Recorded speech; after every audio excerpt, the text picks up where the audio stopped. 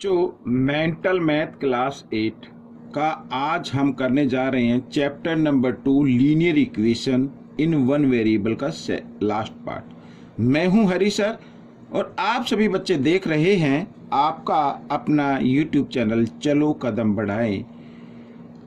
और बच्चों मैं आपका बहुत ही थैंकफुल हूं क्योंकि आप मेरे चैनल को काफ़ी सपोर्ट कर रहे हैं। साथ ही जो मेरा दूसरा चैनल है जिसका नाम है मैथ्स विद हरी सर, वो स्पेशल हिंदी मीडियम के बच्चों के लिए है। मैं चाहता हूँ आप उसे भी सपोर्ट करें। तो आइए करते हैं क्वेश्चन नंबर 36 से 40 तक। और बच्चों हमेशा की तरह बच्चों प्रैक्टिस जरूर करें। मेरी एक ही इच्छा है कि आप प्रैक्टिस करें ज़्यादा से ज़्यादा। आइए करना शुरू करते हैं क्वेश्चन नंबर 36। देखो क्या कहता है, बहुत ही इजी क्वेश्चन है बच्चों। क्वेश्चन कहता है after 4 years A will be 3 times as old as he was 4 years ago, find his present age. यानी कि 3 year के बाद आफ्टर 4 years यानी 4 year के बाद, और जो 4 year पहले था, ठीक है, जो 4 year पहले उसकी एज थी, 4 year के बाद वो 3 times हो जाएगा किसका, जो 4 year पहले थी एज। मैं बता देता हूँ, जैसे मान लो 4 year पहले मान लो 4 year का था, ठीक है, तो 4 year के बाद कितना हो जाएगा, वो 8 year का हो जाएगा इस तरीके से। तो ये 3 times हो जाएगा। ये तो वैसे आपको डबल लग रहा है, जैसे 2 times हो गया। तो ऐसे ही हमें फाइंड आउट करना है ऐसा नंबर, ऐसी एज फाइंड आउट करनी है उसकी एज कि उसकी प्रेजेंट एज अब क्या है। थोड़ा सा हिंट दे दिया कि 4 year एगो जो उसकी एज थी ना, 4 year के बाद वो 3 times हो जाएगी। आइए करना शुरू करते हैं। तो लेट कर लेते हैं, let the present age equal to x. Let the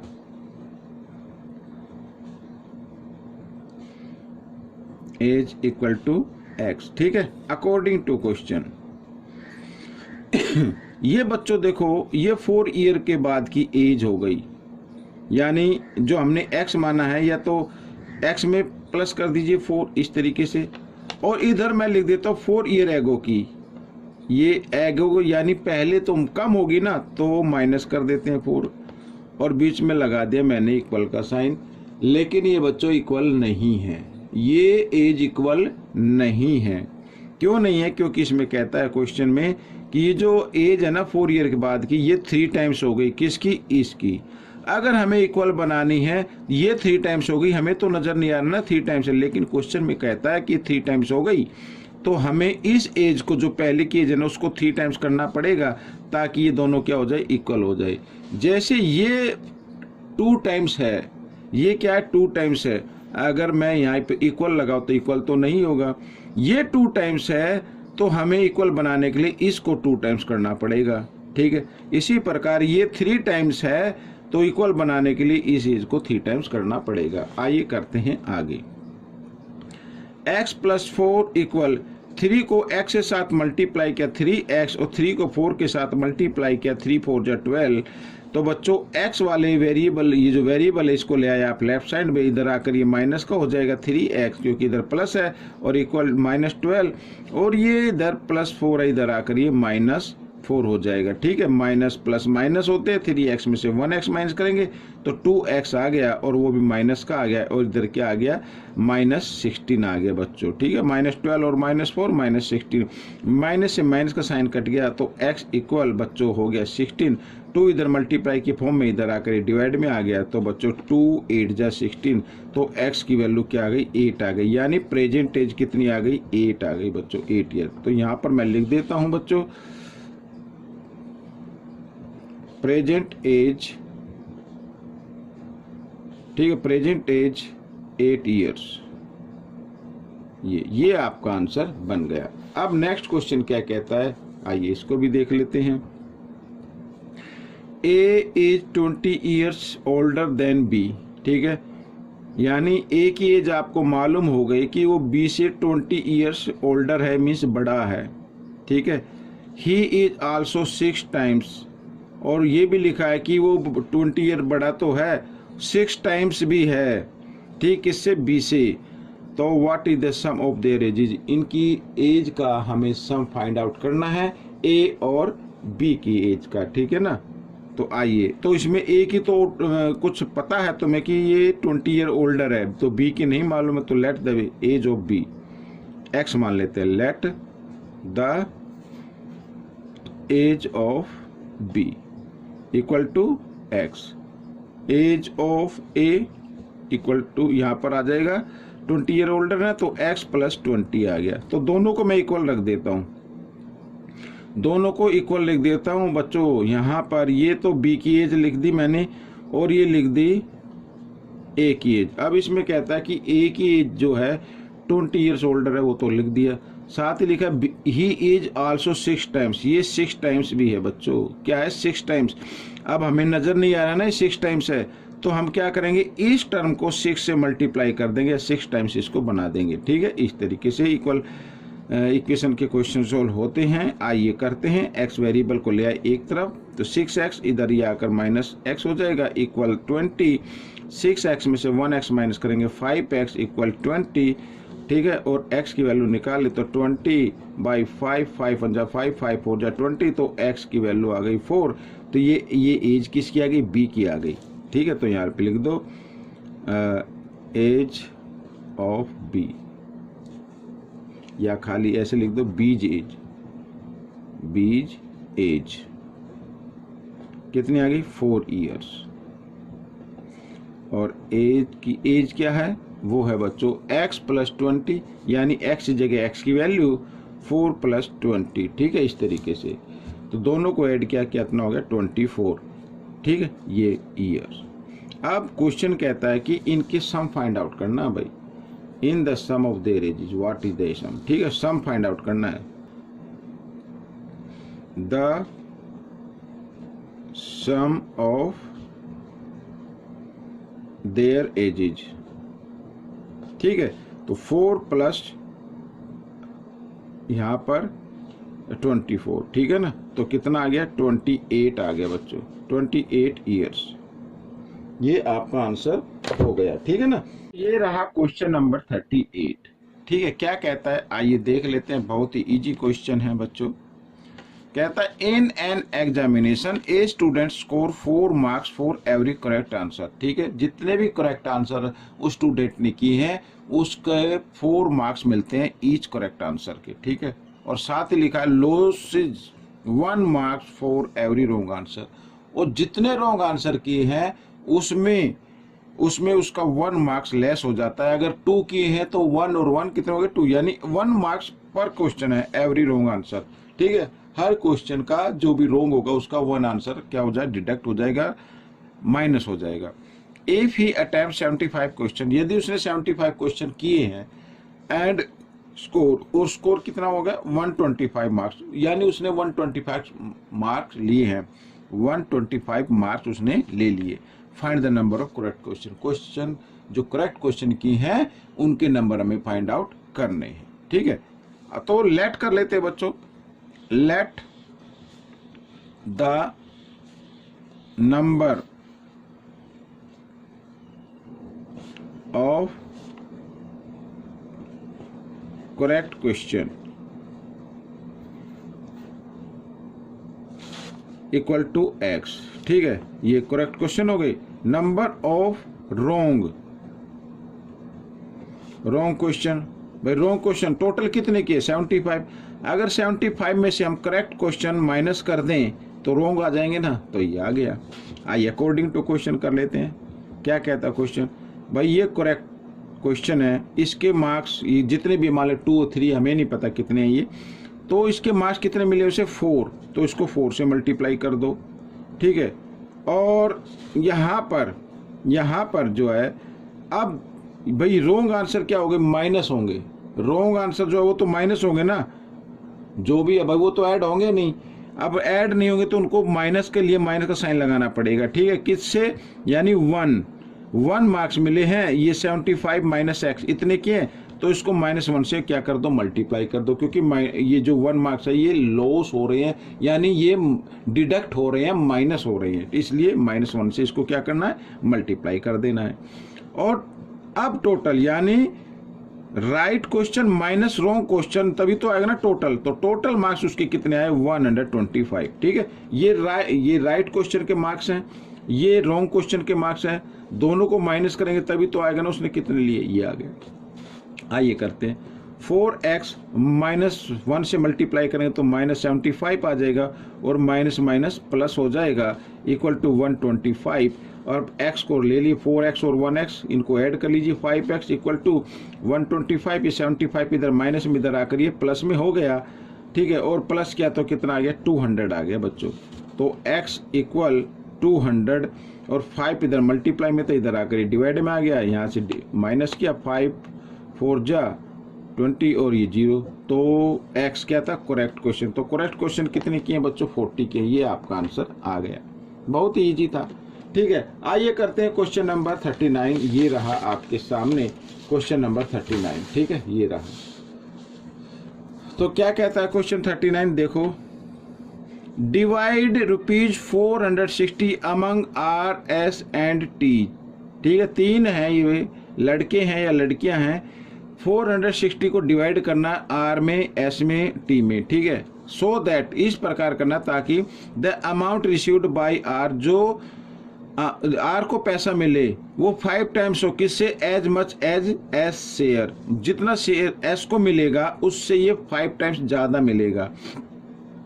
अगर इसको 5 रुपीज़ मिलेंगे तो इसको 25 मिलेंगे, इस तरीके से कहा है। ठीक है, साथ ही इसमें लिखा है आगे, and 3 times as T share, और जितना T को मिला उससे ये 3 टाइम्स भी होना चाहिए। ठीक है ना। अब एक तरीके से अगर हम देखा जाए, भाई R का तो हमें मालूम है भाई कितना मिला, S का हमें मालूम नहीं है, T का हमें फाइंड आउट करना पड़ेगा। तो S का मालूम नहीं है तो S का आप X मान लीजिए। देखो यहाँ पर मैं आपको बताता हूँ, ये 460 रुपीज़ है, ये किस में बटा है? S में बट गया, और S में सॉरी R में बट गया, ये डिस्ट्रीब्यूट हो गया, डिवाइड हो गया, और ये एक T में बट गया। अब R को तो मिले हैं 5 टाइम्स, किससे? S से। अब S का तो नहीं दिया हुआ ना, तो S का आप मान लीजिए X, तो R का क्या हो जाएगा? 5x हो जाएगा। S को मिले x, R को मिले 5x। साथ ही कहा है कि जो T का है ना, T का जो शेयर है उसके शेयर से 3 टाइम्स ज़्यादा है। तो इसका मतलब T का शेयर R के शेयर से 3 टाइम्स क्या होगा? कम होगा। तो इस प्रकार हम T का शेयर निकालेंगे 5x/3, इस तरीके से। ठीक है ना, ये करना होगा। R का शेयर S के शेयर से 5 टाइम्स है, साथ ही T के शेयर से 3 टाइम्स भी है। तो इसका मतलब T का शेयर जो होगा R के शेयर से 3 टाइम्स क्या होगा? लेस होगा। 3 से डिवाइड कर दो। ठीक है, आइए अकॉर्डिंग टू क्वेश्चन कर लेते हैं। ये देखो, ये तो हो गया। इन सबको अगर हम जमा कर दें इस तरीके से, भाई R का शेयर, S का शेयर और T का शेयर, इस सबको जमा कर दे तो किस इक्वल आ गया? 460 के। 5x और 1x 6x, 5x/3, और इसके नीचे 1 मान लीजिए, और 460। ठीक है, हमें फाइंड क्या करना है, ये भी तो देख लेते हैं। Find the share of R का शेयर फाइंड आउट करना भाई। अब बच्चों 3 और 1 का लेना है आपको एलसीएम, ये आ गया। साथ ही क्रॉस मल्टीप्लाई कर दे, 3 6 जा 18 और 1 5 जा 5, इस तरीके से। ठीक है, ये आ गया। अब क्या करना है, 18x और 5x 23x, ये हो गया इक्वल। यहाँ पे 460, 3 इधर डिवाइड में इधर आकर ये मल्टीप्लाई में आ गया। 23 से कैंसिल कर देते, 23 1 जा 23, 23 जा 2 जा 46, और 0 यू क्यों आ गई। तो x इक्वल 20 × 3, तो कितना हो गया? 60 हो गया बच्चों। ये तो था x का यानी S का शेयर आ गया। हमें तो निकालना R का शेयर। ठीक है, तो शेयर ऑफ R ऐसे लिख लेते हैं, शेयर ऑफ R। तो R का शेयर कितना? 5x है, तो 5 × x की जगह क्या लिखना है? 60 लिखना है। 65 जा 300, तो ये आ गया बच्चों आपका आंसर। ठीक है, ये रहा क्वेश्चन 40 क्वेश्चन भी बिल्कुल इजी है। देखो क्या कहता है, a field is in the shape of rectangle as shown as in the figure में दिखाया गया। फिगर में अभी दिखाता हूँ। If the rate of fencing is ₹6/x per metre. ठीक है, यहाँ पर फेंसिंग की गई है। फेंसिंग का मतलब चारों तरफ बाड़ लगाई गई है, चारों तरफ कांटे वाली तार लगाई गई है, ठीक है। तो इसका मतलब हमें पेरीमीटर निकालना पड़ेगा बच्चों। Then find the cost of fencing the inner rectangle P Q R S. P Q R S जो इनर रेक्टेंगल है उसकी हमें कोस्ट फाइंड आउट करनी है। अगर उस पर फेंसिंग कराई जाए तो ये रहा, देखो ये रही फिगर आपके, मैंने काट के रखी हुई है। ये ए बी सी डी है, ठीक है। यहाँ पर जो है दी हुई है सी डी की लेंथ दी 3x, बी सी की दी 2x, और हमें इनर की निकालनी है बच्चों। तो इनर की लेंथ और ब्रेथ हमें निकालनी पड़ेगी, इनर की लेंथ और ब्रेथ हमें निकालनी पड़ेगी, ठीक है ना। तो ये आपको ध्यान में रखना। मैं थोड़ा सा इसको इधर सेट कर देता हूँ इस तरीके से। तो सबसे पहले बिल्कुल इजी है बच्चों, आपको निकालना है पेरीमीटर, ठीक है। तो ये देखो अब एस आर की लेंथ कैसे आएगी। अगर हम सी डी में से ये जो ब्रेथ गिवन है, ये चौड़ाई जो छुटी हुई है, ये माइनस कर दे तो एस आर की लेंथ आ जाएगी। आइए निकाल लेते हैं एस आर की लेंथ। तो एस आर की लेंथ कैसे आएगी, हमें क्या करना पड़ेगा, सी डी में से यानी 3x में से माइनस कर देना है किनको भाई, यहाँ पर ये 3x है ना, यहाँ से यहाँ तक, तो इतनी तो नहीं ये है, तो x/3, तो x/3 इधर से छूट गई, x/3 इधर से छूट गई, ठीक है, इस तरीके से। तो 3x माइनस, अब दोनों के देखो रेशनल नंबर दोनों के डिनोमिनेटर सेम है, तो इनमें से एक डिनोमिनेटर लेंगे और न्यूमेटर को साइन के अकॉर्डिंग सोल्व करना है। तो प्लस का साइन है तो 1x और 1x कितना हो गया, 2x हो गया, इस तरीके से, ठीक है। इसके नीचे आप 1 मान लीजिए, 3 और 1 का लेना है आपको एलसीएम, ठीक है। तो 3 आ गया, साथ ही क्रॉस मल्टीप्लाई कर दें, 3 3 जा 9x, ठीक है, और 1 को 2 के साथ मल्टीप्लाई करेंगे तो 2 1 जा 2x हो जाएगा, यानी 9x में से 2x माइनस करेंगे तो कितना आ जाएगा, 7x/3 आ जाएगा, इस तरीके से, ठीक है। तो यहाँ पर मीटर वगैरह हम मीटर लिख देते हैं, ये आ गई, ये तो आ गई बच्चों लेंथ आ गई पी क्यू आर एस की, यानी ठीक है ये आ गई लेंथ। अब ब्रेथ भी निकालनी है। अब ब्रेथ आप देख रहे हैं इधर, ये ब्रेथ कितनी है बच्चों, ये बी सी कितनी है देख रहे हैं ना, 2x है। 2x में से बच्चों ये जो चौड़ी पट्टी छुटी हुई है ये हमें माइनस करनी है, ये कितनी है, x/4, तो x/4 ऊपर से है। तो हमें अगर क्यू आर की लेंथ निकालनी है, तो क्यू आर की लेंथ निकालनी तो 2x में से जो पट्टी छुटी हुई है उसको माइनस करना पड़ेगा, यानी x/4 माइनस कर दीजिए और प्लस x/4, ठीक है, इस तरीके से। तो 2x, ठीक, माइनस, और दोनों के डिनोमिनेटर इक्वल है तो इनमें से एक डिनोमिनेटर लेना है और साइन को मीन्स न्यूमेटर को साइन के अकॉर्डिंग सोल्व कर देना। 1x और 1x 2x हो गया, ठीक है, इस तरीके से 1। तो आइए 4 को 2 के साथ मल्टीप्लाई करें, 4 2 जा 8, ठीक है, और माइनस 1 को 2 के साथ करेंगे, 1 2 जा 2, ठीक है, और नीचे आपका आएगा वही 4, ठीक है, और 8x में से 2x माइनस करेंगे तो कितना आ जाएगा, 6x/4 आ गया, ठीक है। ये आपका क्या आ गया, ये ब्रेथ आ गई। अब आपको निकालना है पेरीमीटर। पेरीमीटर निकालेंगे उसके बाद कोस्ट निकाल लेंगे, ठीक है। तो आइए थोड़ा सा हम इसको ऊपर ले लेते हैं और कर लेते हैं इधर, ठीक है। तो पेरीमीटर यहाँ पर मैं लिख लेता हूँ, perimeter of P Q R S, P Q R S, क्योंकि ये क्या है रेक्टेंगल है तो फॉर्मूला वही 2 ब्रैकेट L + B यही होगा।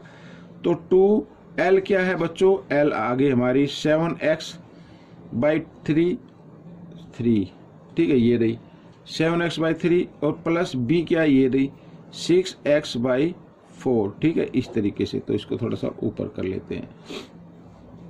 आइए अब आपको करना क्या है, 3 और 4 का लेना है आपको एलसीएम, आ जाएगा 12 क्योंकि कंटिन्यू नंबर है 3 4, और इसके बाद आपको कर देना क्रॉस मल्टीप्लाई। 4 को 7 के साथ करेंगे, 4 7 जा 28x, प्लस 3 को x के साथ किया, 3 6 जा 18, ठीक है, इस तरीके से ब्रैकेट में।